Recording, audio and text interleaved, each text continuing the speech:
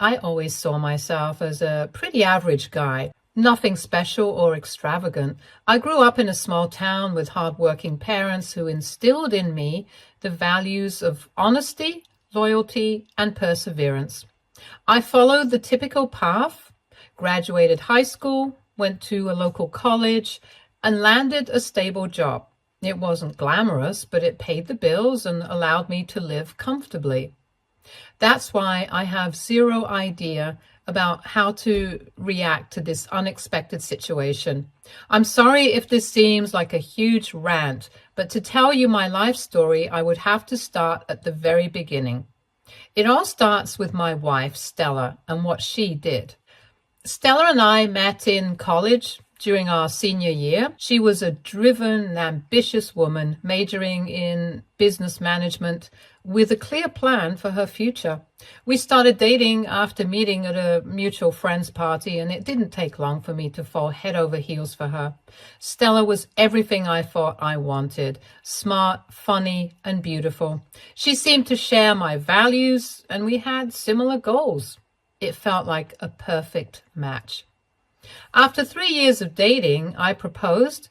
It wasn't a grand gesture, just a quiet moment in our favorite park, but it was enough for both of us. We were married the following year, and for the first few years, things were great. We bought a modest house in a suburban neighborhood, the kind of place where everyone knows each other's name, and kids play in the street without fear.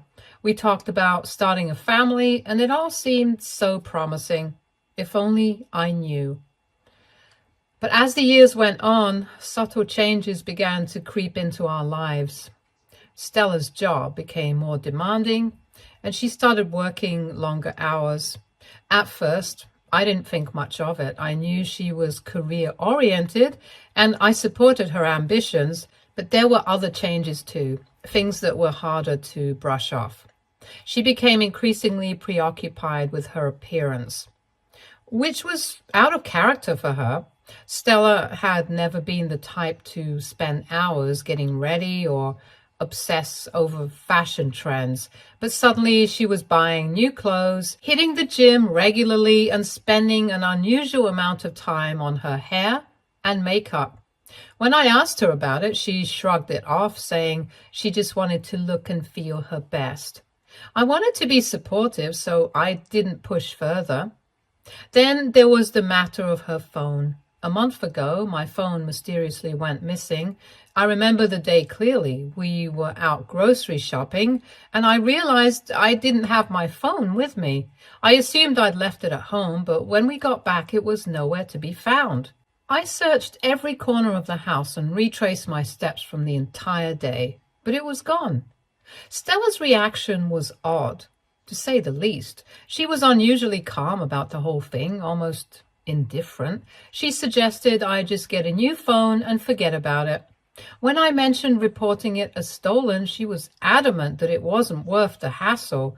Her insistence was strange, but I chalked it up to her not wanting to deal with the stress of replacing a phone. After all, she was under a lot of pressure at work, and I didn't want to add to her burden, so I let it go and bought a new phone. But then other things started to feel off. Stella was spending more time away from home, claiming she had to work late or attend business meetings. When she was home, she was constantly on her phone, texting or browsing social media. I noticed she'd become more secretive, often stepping out of the room to take calls or closing her laptop when I entered the room. One time we were having dinner and I could hear her phone ringing. So I asked her who it was. It wasn't out of suspicion, it was a simple question. But Stella didn't take it like that. She got defensive and somehow turned it into an argument. It wasn't like her to be so guarded, and it made me uneasy. One evening, while Stella was out running errands, I was home alone trying to shake off the nagging feeling that something wasn't right. I decided to do something I never thought I'd do. I started going through our shared computer. We both had our own laptops, but we also had a desktop computer that we rarely used. As I sifted through the files, I found a folder buried deep in the drive. It was labeled with a random string of numbers, something that didn't catch the eye unless you were specifically looking for it. When I opened the folder, I found a series of documents and screenshots that made my blood run cold. There were messages between Stella and a man named John. I didn't recognize the name at first, but as I read through the messages, I realized this was her high school sweetheart. The messages weren't explicit, but they were intimate. They talked about their past, reminiscing about old memories, and making plans to meet up. But it wasn't just the messages that disturbed me. There were screenshots of conversations between Stella and her best friend, Cindy. They were talking about me, but not in the way you'd expect. They were discussing a plan, an elaborate scheme to frame me for cheating. The missing phone? That was part of it. They'd somehow gotten hold of it, and they were going to use it to prove I'd been unfaithful. The plan was designed to make me look like the villain, allowing Stella to leave me without any guilt and move on with John. I felt like the ground had been ripped out from under me. My wife, the woman I'd devoted my life to, was plotting to destroy me. And for what? To rekindle a flame with a man from her past? It didn't make sense, but there it was, laid out in black and white.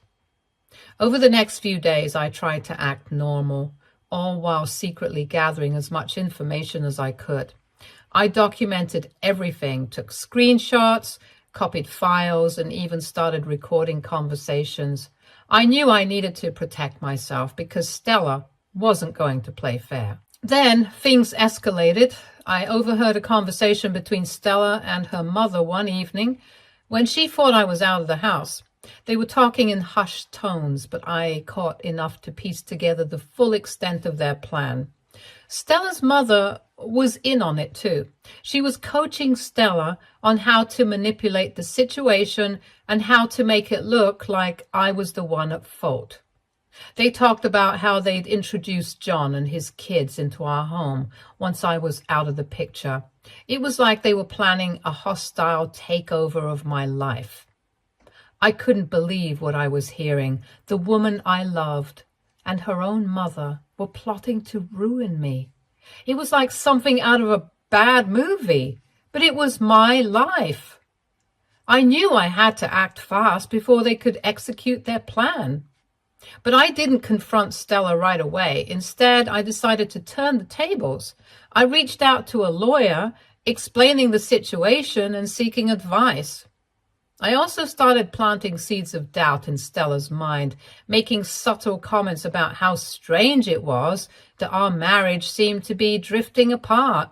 I wanted her to think I was clueless, that I didn't suspect a thing. Then came the final straw. One night, Stella came home late, reeking of alcohol. She was clearly agitated, her face flushed and her hands trembling. She didn't even try to hide the fact that she'd been out drinking with John.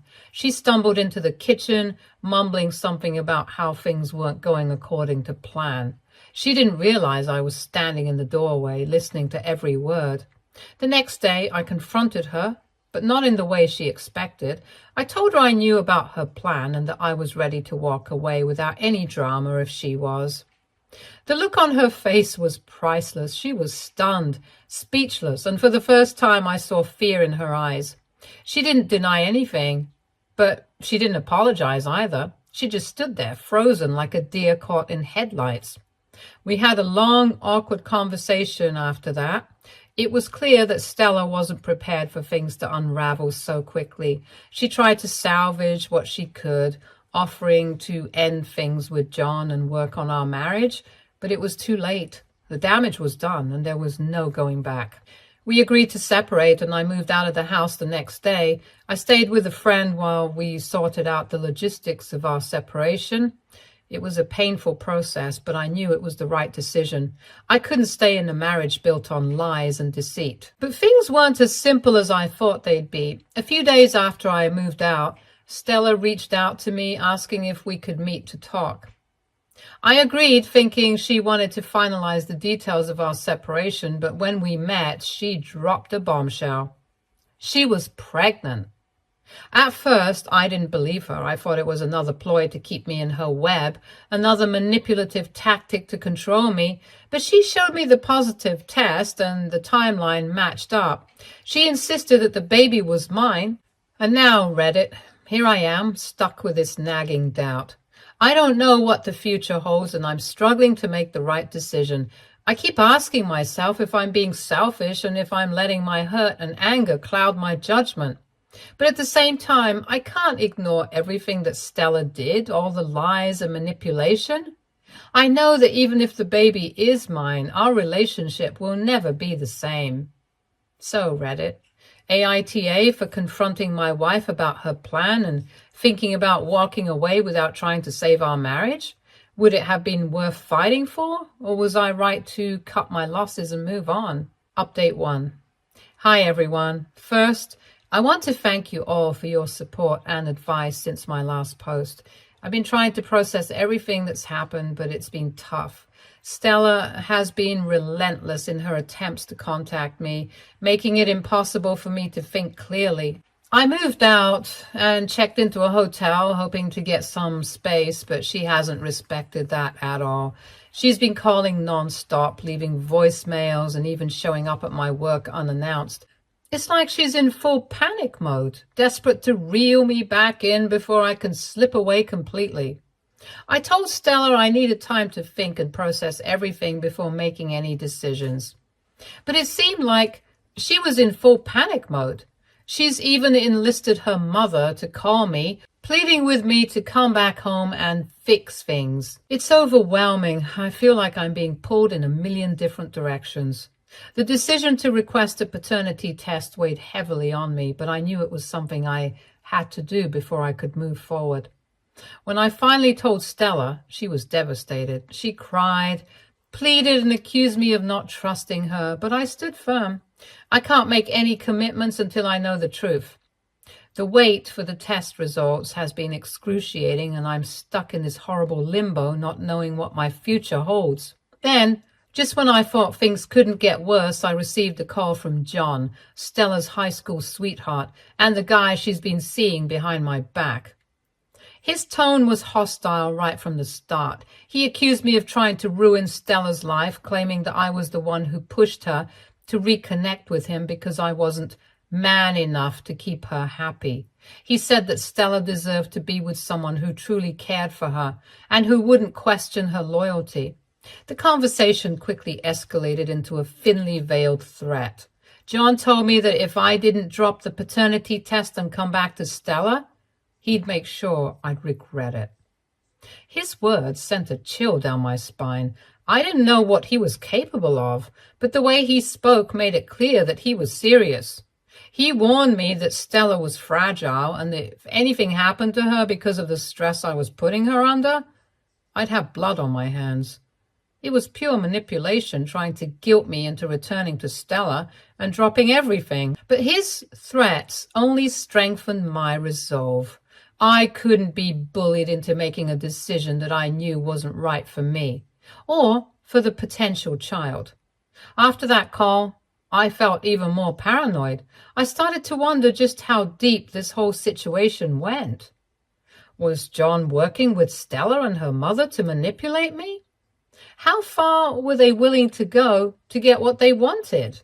The more I thought about it, the more I realized that I couldn't trust any of them. I needed to stay focused on the truth, and the only way to do that was to wait for the paternity test results. The next day, I got a call from the clinic where the paternity test was being processed. They told me the results would be ready sooner than expected, which was both a relief and a new source of anxiety. I didn't know what to hope for. Part of me wanted the child to be mine, but another part feared what that would mean for my future. If the baby was mine, I'd be tied to Stella forever, and I wasn't sure I could handle that after everything that had happened. While waiting for the results, I started going over everything that had happened in the past few months, trying to piece together the truth. I thought about the way Stella had become more distant, the strange phone calls she'd take in the other room, and the odd excuses for why she had to stay late at work. At the time, I didn't think much of it. Everyone has periods of stress or busyness, but now it all seems so clear. She'd been planning this for a long time, and I was just too blind to see it. I also began to notice small things that didn't add up. For example, Stella's sudden interest in our finances. She'd never been particularly involved in managing our money, but over the past few months, she started asking more questions about our savings, investments, and insurance policies.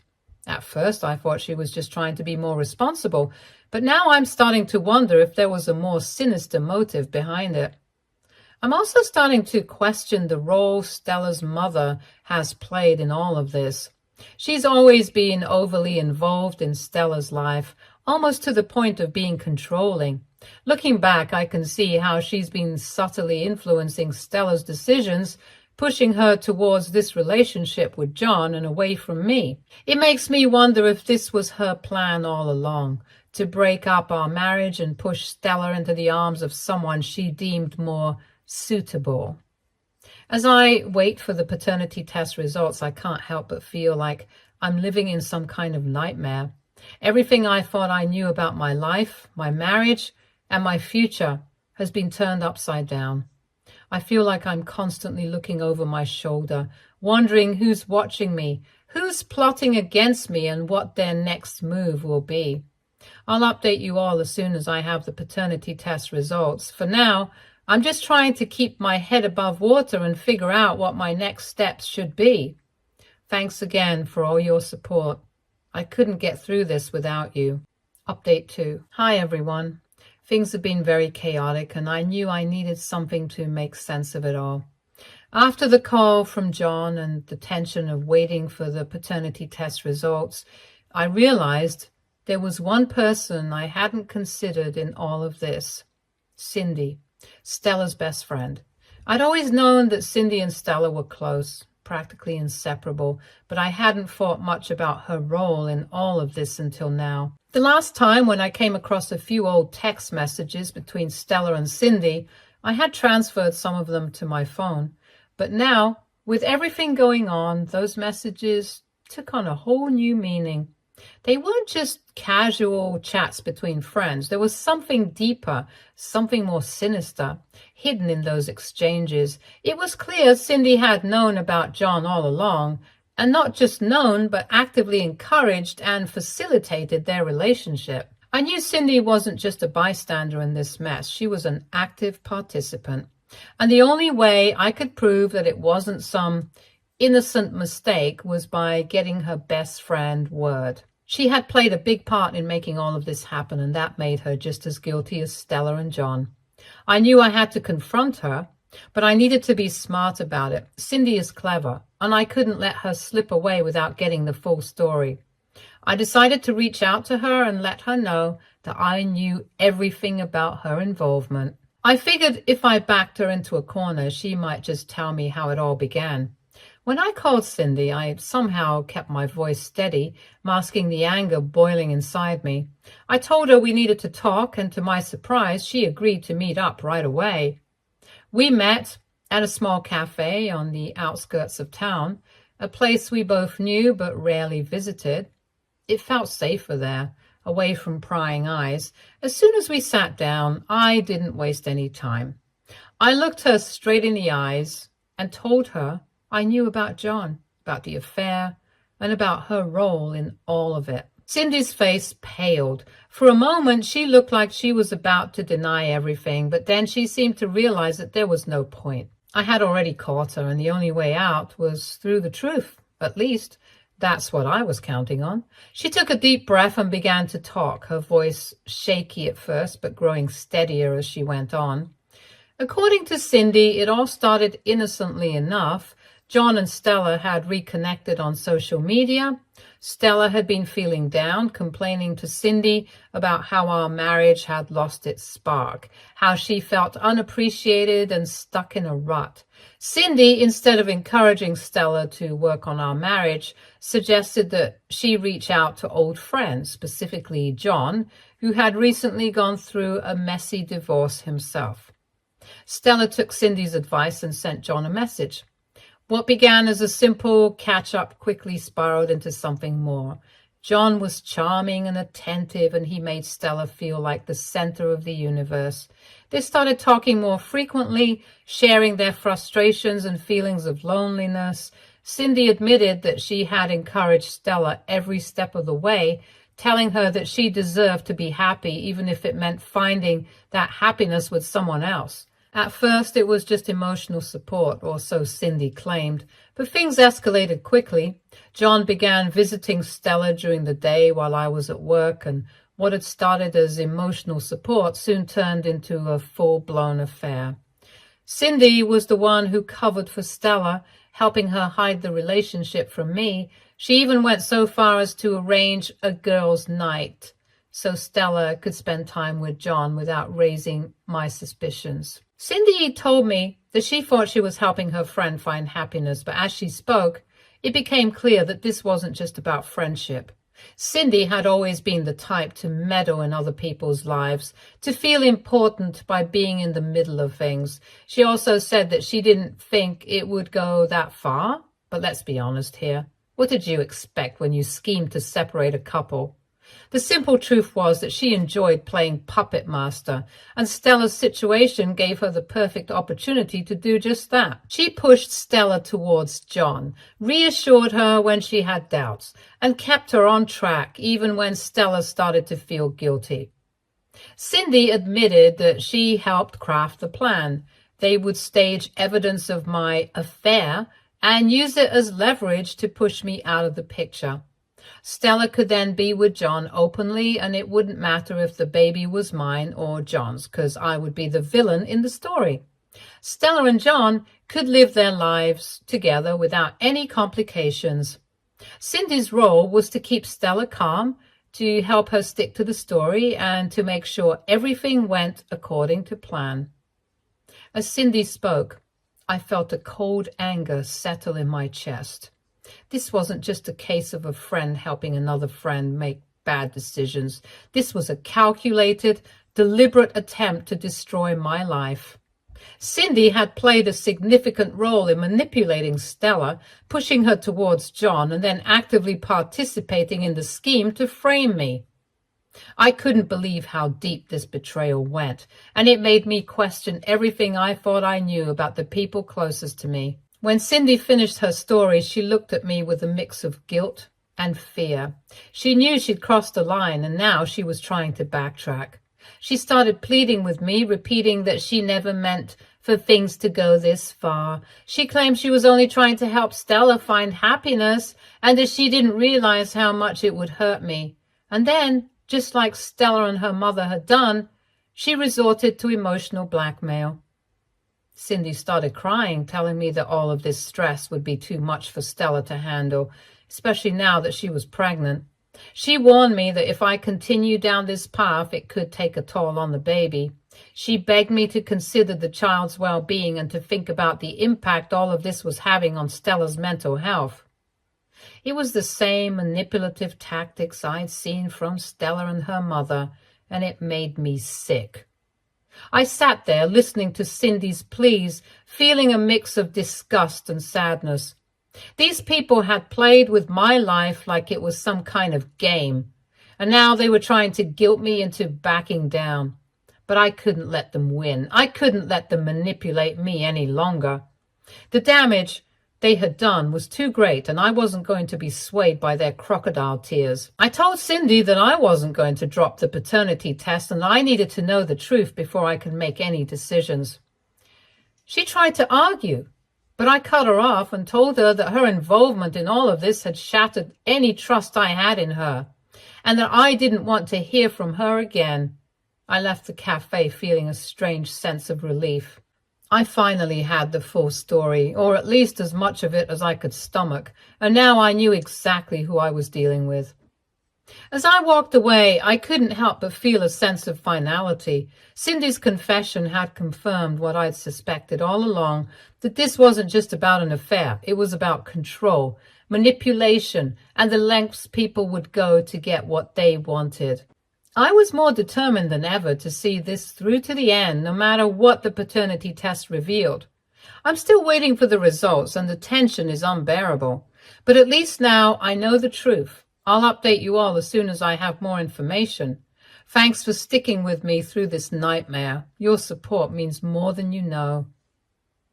Update 3. Hi everyone, I'm here with the big reveal that we've all been waiting for. The paternity test results finally came back a day ago and everything became crystal clear. The moment of truth arrived with a mix of anticipation and dread. Stella, John, and I were all present when the results were disclosed. Surprisingly, John seemed remarkably indifferent about the outcome. It was clear he was staying in the picture regardless of the test results. When the results were announced, it was confirmed. The baby wasn't mine, it was John's. John's reaction was a mix of smug satisfaction and barely contained glee. He practically glowed with pride, a stark contrast to Stella, who sat with her head bowed in a mix of shame and resignation. I could tell she was grappling with the reality that her plan had unraveled completely. Now, with the truth out in the open, she could no longer shift the blame onto me. For a brief moment, I felt a wave of relief wash over me. The cloud of uncertainty that had been hanging over my head for weeks had finally lifted. I was no longer trapped in a web of deceit and manipulation. Stella's lies had been exposed, and I was free from the false accusations that had tainted my life. I knew that if the baby had turned out to be mine, I would have still moved forward with a divorce, but remained actively involved in the child's life. Despite everything, I couldn't let the child suffer because of their mother's actions. But now, with the results showing that the baby was John's, my path was a bit clearer. I no longer had to weigh the decision of staying or leaving based on the paternity test. The answer had been handed to me on a silver platter. As John shot me smug looks, clearly relishing his victory, I felt a mix of irritation and pity. I wasn't interested in engaging in a confrontation with him or Stella. My focus was on moving forward and reclaiming my life. I wasn't going to let their drama and manipulations control me any longer. I approached Stella quietly, determined to keep my composure. I told her that I would be sending divorce papers soon and that she would need to sign them. I assured her that I would handle all the paperwork and arrangements. Her surprise was evident, but I had already resolved that. Regardless of the paternity result, Stella and I were done. We had no future together, and I was ready to close that chapter of my life for good. Stella nodded, her expression a mix of resignation and confusion. I could see that she hadn't anticipated my readiness to end things so decisively. But the truth was, the betrayal had run too deep. Even if the baby had been mine, the damage to our relationship was irreparable. We had reached a point where reconciliation was no longer possible. After the brief exchange, I walked away from the situation, feeling a sense of finality. I didn't want to discuss anything further. The paternity test results had provided the clarity I needed, and I was ready to move on. It felt like a heavy weight had been lifted off my shoulders. The road ahead might be difficult, but at least now I knew exactly where I stood. I want to take a moment to thank all of you for your support and guidance during this tumultuous period. Your advice and encouragement helped me navigate through these rocky times, and I genuinely appreciate every comment and message of support. It's been a challenging journey, but knowing that I wasn't alone made all the difference. As I begin this new chapter, I'm focused on healing and rebuilding my life. I have got a job offer in another city, and I think this is the best time to take it. I'm optimistic about the future and ready to embrace whatever comes next. Thank you again, Reddit, for being a crucial part of my support system through this ordeal. I couldn't have gotten through it without you. Stay tuned for more stories from our girl relationships.